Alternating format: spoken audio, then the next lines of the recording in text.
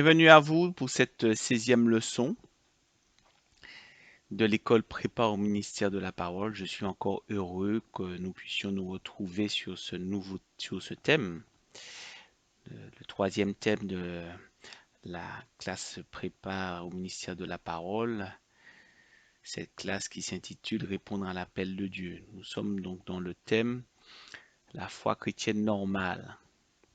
Cette 6e leçon s'intitule Christ contre les fausses doctrines. Donc nous allons recevoir encore, et je vous demande encore d'être attentif à cet enseignement et pour pouvoir en bénéficier, pour pouvoir en prendre parfaitement le plein bénéfice. Merci à vous pour votre écoute. Voilà, nous allons donc entamer cette leçon, cette 16e leçon, par prendre deux versets bibliques d'introduction. Le premier se trouve dans l'évangile de Jean, au chapitre 7. On va lire du verset 14 au verset 18. Et ensuite, on prendra 2 Timothée au chapitre 4, et on va lire du verset 1 au verset 5. Voilà, donc cette leçon est à la suite de la 15e leçon où nous avons vu Dieu devenant homme. Et on a vu combien notre Seigneur, notre Dieu Père, a envoyé son Fils, qui est lui-même Dieu Fils, et que Dieu est devenu homme pour être en relation avec nous. Et donc aujourd'hui, nous sommes à la suite pour ce thème où Christ contre les fausses doctrines. Voilà, Jésus-Christ contre les fausses doctrines. Donc nous allons prendre D'abord Jean chapitre 7 du verset 14 au verset 18. Et donc je vais lire. Vers le milieu de la fête, Jésus monta au temple et il enseignait. Les Juifs s'étonnaient, disant, comment connaît-il les Écritures, lui qui n'a point étudié? Jésus leur répondit, ma doctrine n'est pas de moi, mais de celui qui m'a envoyé. Si quelqu'un veut faire sa volonté, il connaîtra si ma doctrine est de Dieu, ou si je parle de mon chef. Celui qui parle de son chef cherche sa propre gloire, mais celui qui cherche la gloire de celui qui l'a envoyé, celui-là est vrai, et il n'y a point d'injustice en lui.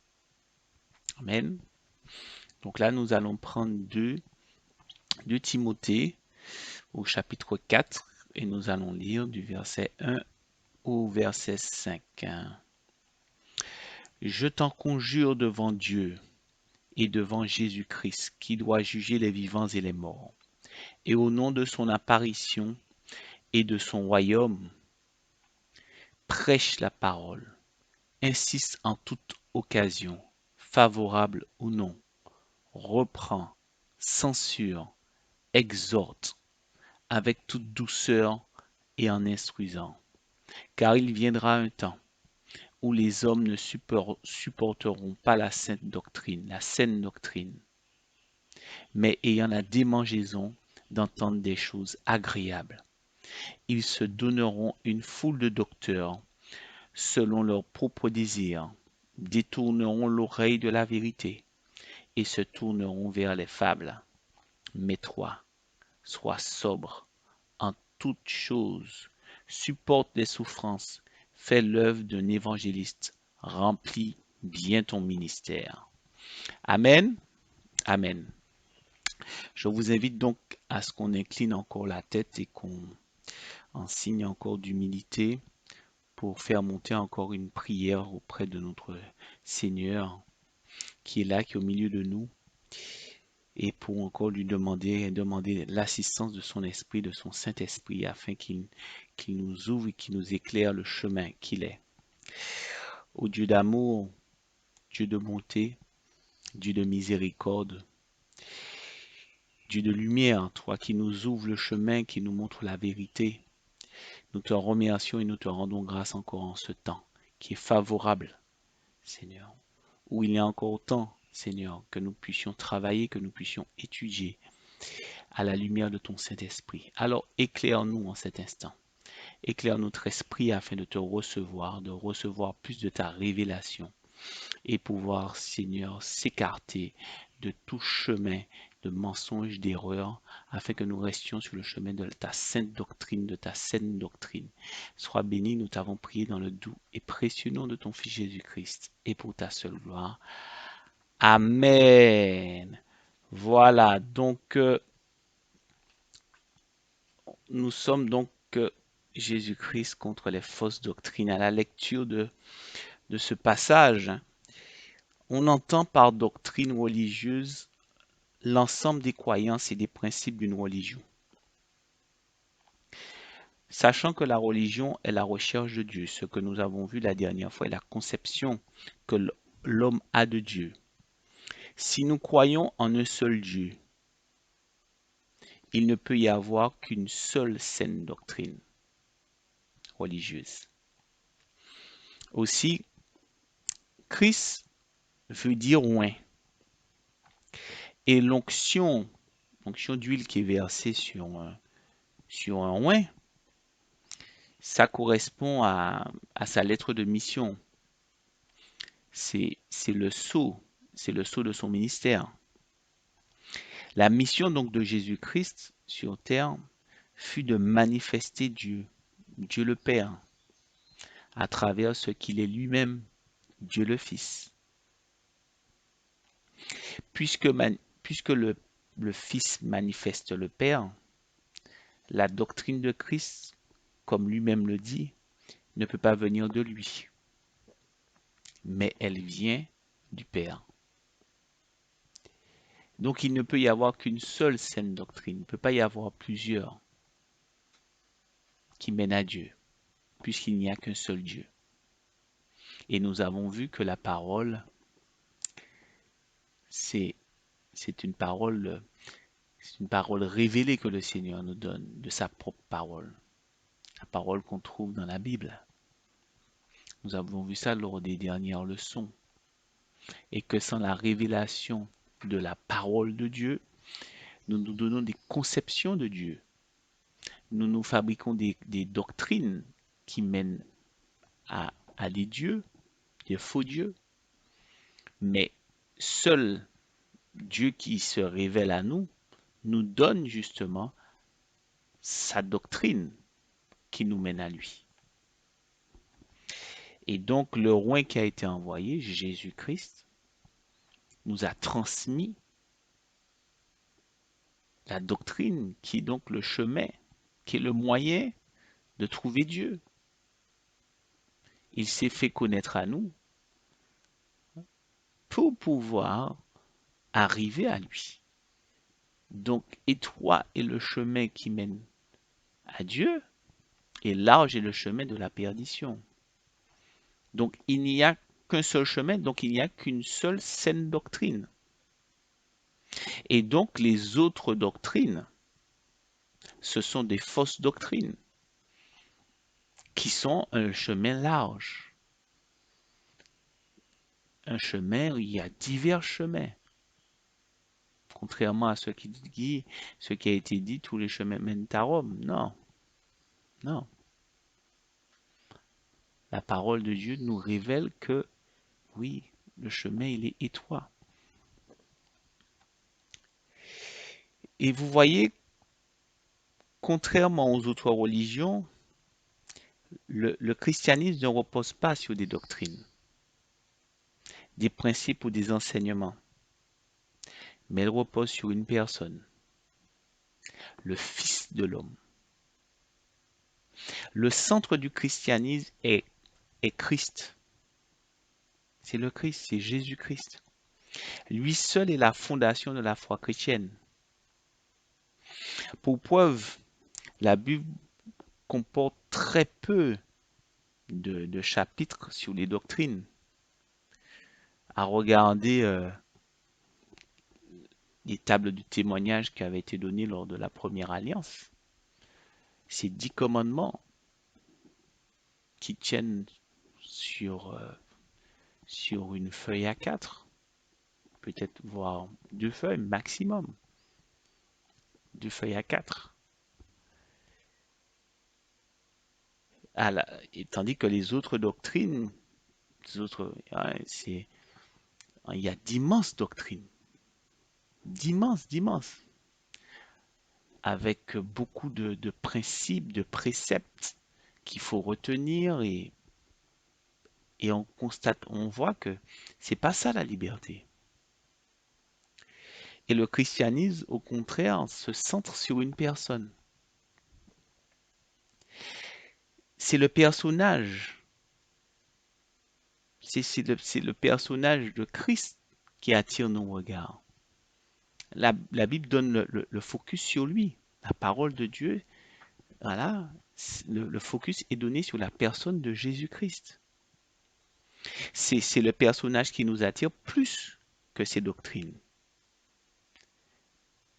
C'est ce qu'il fait, ce qu'il est, l'amour qu'il démontre tout au long de son parcours dans les évangiles, voilà, interpelle et amène à l'enseignement et remet en question beaucoup de principes que nous avons.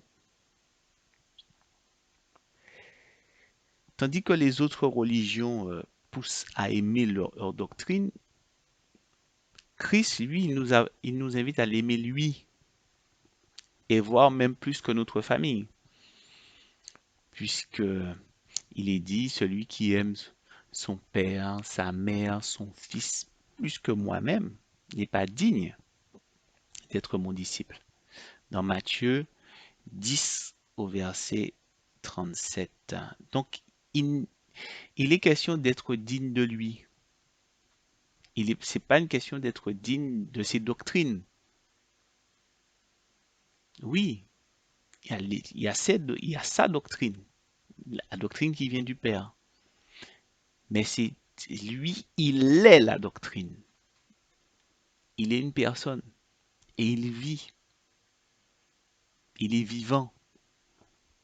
Et ça fait toute la différence. La différence qu'il y a entre un vrai et un faux chrétien ne réside pas dans la connaissance des doctrines de Christ, mais plutôt dans l'appartenance à Jésus-Christ. Cette appartenance passe par la nouvelle naissance de l'homme en Christ, à l'inverse des autres religions. C'est pour ça qu'avec Nicodème qui est un docteur de la loi, dans Jean, l'évangile de Jean au chapitre 3, Jésus dit à Nicodème, si tu ne nais ni d'eau ni d'esprit, tu ne peux voir le royaume. Donc c'est une question de nouvelle naissance.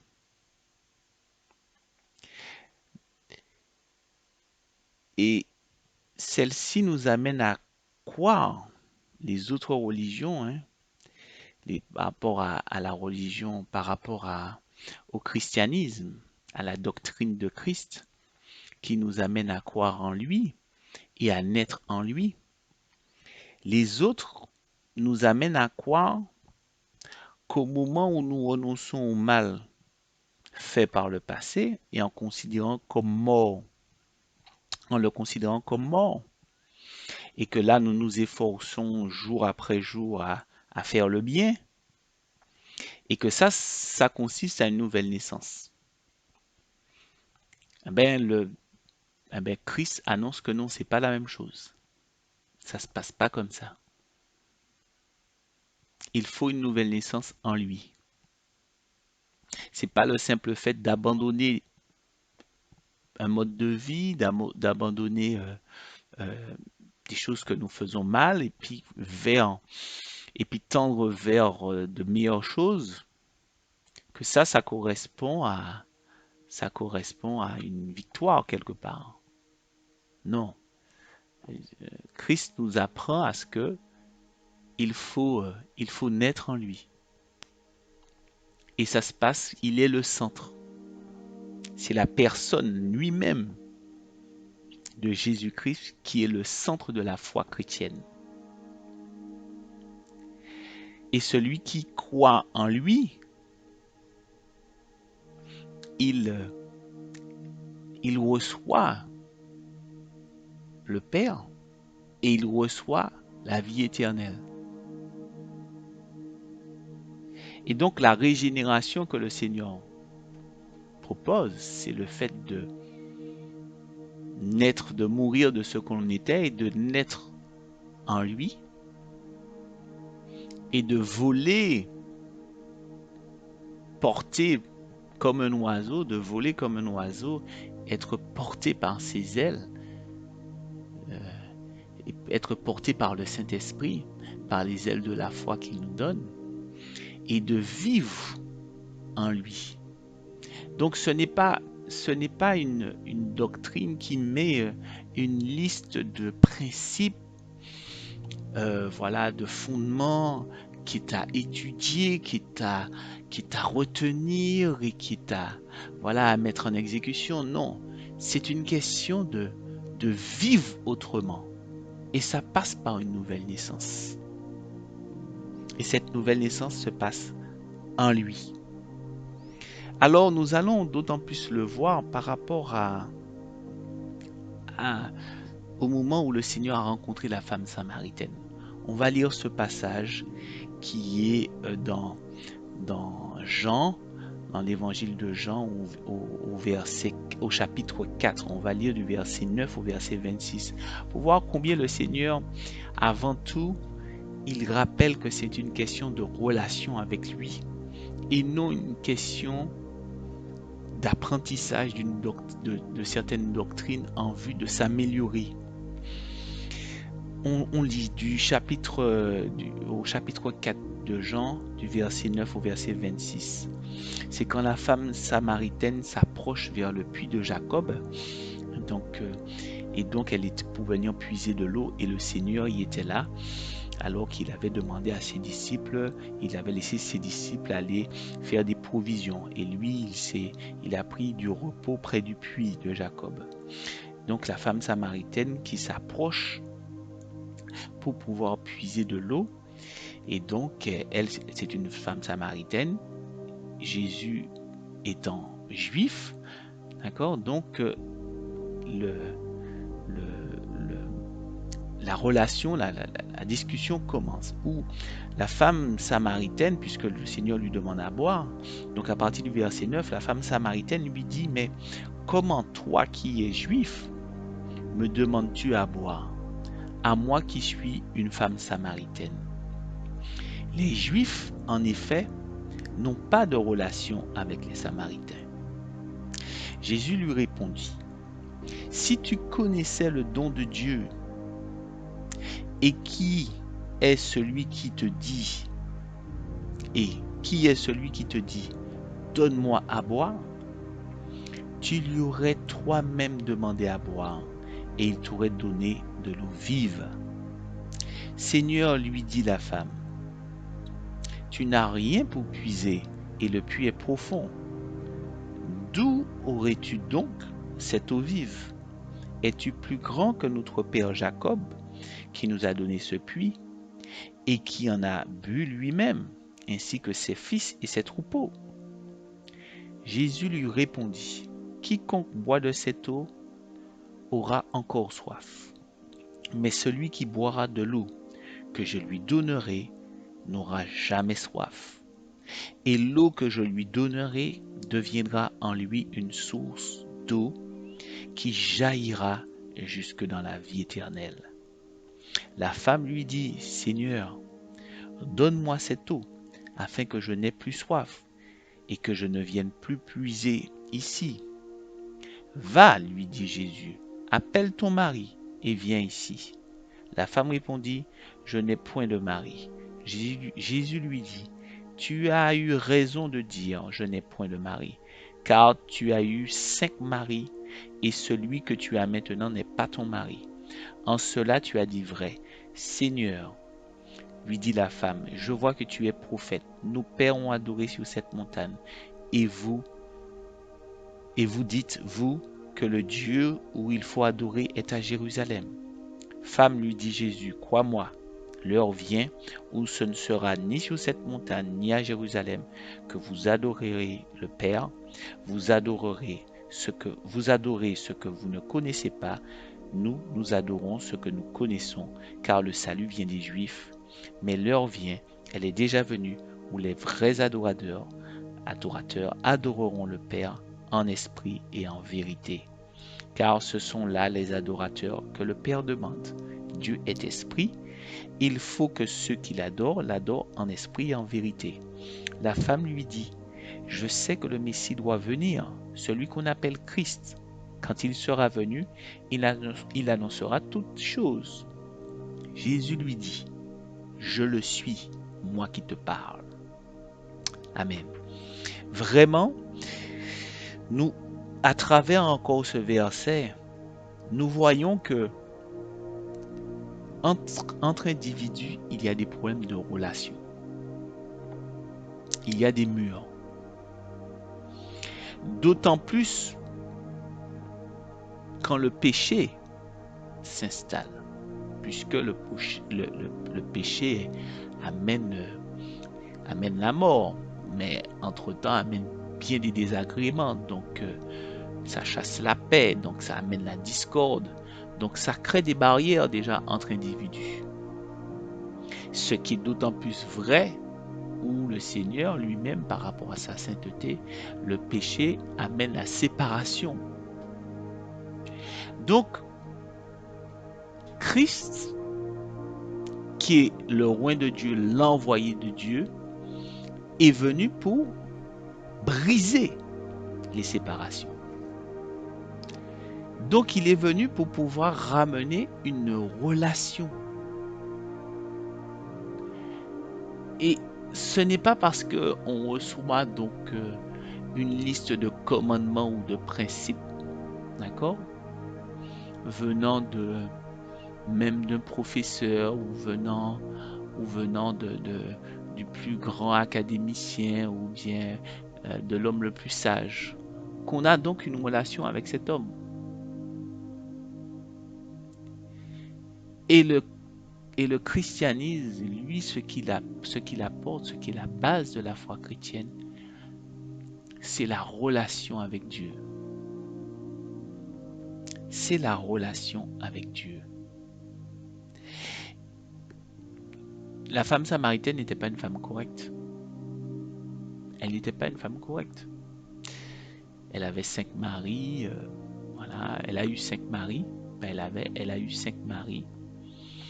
Donc elle avait sa vie en somme, mais une vie avec des péchés. Mais c'est pas pour autant que le Seigneur n'est pas venu vers elle, au lieu de la rencontre, au moment de la rencontre. Et donc,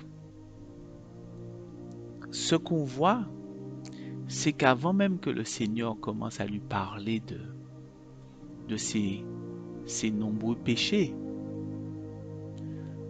et autres, c'est d'abord sur le fait de lui dire, mais sais-tu qui je suis, moi qui te parle? Le Seigneur veut qu'on sache qui il est. La première chose que la Bible nous invite à faire, c'est d'abord à reconnaître Dieu pour ce qu'il est, pour ce qu'il fait, et à reconnaître son envoyé. Et après, à se repentir. Oui. En fait, quelle que soit la mesure que nous prenons dans ce siècle, que ce soit physique et autre, on cherche toujours une base de référence. Si vous voulez déterminer un niveau de l'acide, de la quantité d'acide qu'il y a dans un produit, dans un fruit ou quelque chose, un produit, vous cherchez c'est toujours par rapport à la référence du zéro en somme. Donc, entre une solution acide ou une solution basique, il faut bien le zéro. Si maintenant le curseur du zéro est déplacé, eh bien, toutes les valeurs sont changées. Et c'est pareil pour la température. À quel moment on passe du côté positif en température? C'est à partir du moment qu'on passe le zéro. Donc on a bien mis une base. Les hommes ont mis une base. À partir de quel moment on détermine que euh, telle température correspond à 0 degré Celsius? Mais il est de même pour l'homme. On ne peut pas engager une démarche de repentance si on n'a pas le niveau zéro de la sainteté, si on n'a pas la base de la sainteté. Vous ne pouvez pas donner euh, des couleurs si vous n'avez pas la base du blanc ou la base du noir. Non, c'est pas possible. Voilà. Donc il vous faut avoir la base et de connaître qui est Dieu et de savoir qui il est, ce qu'il fait, ce qu'est la sainteté, là nous amène à nous repentir. Et donc, toutes les saintes écritures ramènent et témoignent avant tout de qui est Dieu, qui est son Fils Jésus-Christ, qui est Dieu lui-même, la parole.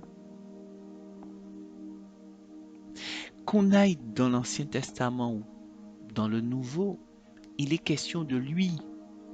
Le christianisme est basé sur lui avant tout. À le connaître et être en relation avec lui. La question n'est pas de savoir quelle sorte d'enseignement il porte, mais d'abord de savoir quelle personne il est. Si nous croyons qu'il est, qui il est, nous ne mourrons pas dans nos péchés. Jean 9, 35. Il est la parole de Dieu. Il est la lumière du monde. Il est l'alpha et l'oméga. Il est l'agneau de Dieu. Il est saint sacrificateur. Il est le chemin, la vérité et la vie. Il est le pain de vie. Il est l'eau et l'arbre de vie. Il est la vie éternelle. Il est le Seigneur des seigneurs et roi des rois. Il est le royaume de Dieu. En fait, il est la charnière sur qui tout repose, car celui qui l'a envoyé repose sur lui. Jean 12, au verset 44, du verset 44 au verset 46. Jésus est le Fils de Dieu et Dieu incarné. C'est la base de la foi chrétienne. Et toute autre doctrine, autre que la doctrine de Christ, est une fausse doctrine. Soyez bénis. Voilà, j'espère que cette 16e leçon vous a encore richement béni, comme je l'ai été, voire même plus. Christ contre les fausses doctrines. Donc, merci encore pour notre Seigneur qui encore nous montre le chemin qu'il est, puisqu'il n'y a qu'un seul chemin qui mène à la vie éternelle. Donc, je vous invite encore à ce que nous puissions encore incliner la tête et pouvoir prier afin que nous puissions rentrer encore sur ce positionnement que le Seigneur nous donne, de choisir sa doctrine, sa parole, celle qui nous a été envoyée du Père, en la personne de Jésus-Christ, car il est le centre de toutes choses. Soyez bénis encore. Merci au Dieu d'amour, pour encore la révélation de ta personne en la personne de Jésus-Christ. Celui que nous pouvons toucher, que nous pouvons voir. Oui, Seigneur, tu nous as permis de te voir, voir ta face en la personne de Jésus-Christ. Oui, et nous voulons encore nous tenir, Seigneur, fidèles, oui, au chemin que tu nous donnes, à cette doctrine, cette saine doctrine. Oui, alors que ton Saint-Esprit nous garde, oui, de tout égarement, qu'il nous garde de tout chemin qui puisse nous attirer vers une doctrine qui nous écarterait de ta personne à toi, Seigneur. Que nous puissions t'aimer toi, que nous puissions avoir, Seigneur, le regard fixé sur toi, Seigneur, le cœur centré sur toi, Seigneur, d'où, oui, partira cette source d'eau vive, oui, oui, et dont nous allons aussi pouvoir aussi distribuer. Alors nous te rendons grâce. Je te prie encore que tu puisses encore fortifier et bénir, Seigneur, tous les auditeurs et tous les élèves qui reçoivent encore, et que tu leur permettes, Seigneur, encore, Seigneur, de marcher sur l'empreinte de tes pas, celle de la saine doctrine de notre Seigneur Jésus-Christ. Nous t'avons prié dans le doux et précieux nom de ton Fils Jésus-Christ et pour ta seule gloire. Et ensemble nous disons Amen. Eh bien, je vous dis à bientôt pour la prochaine leçon.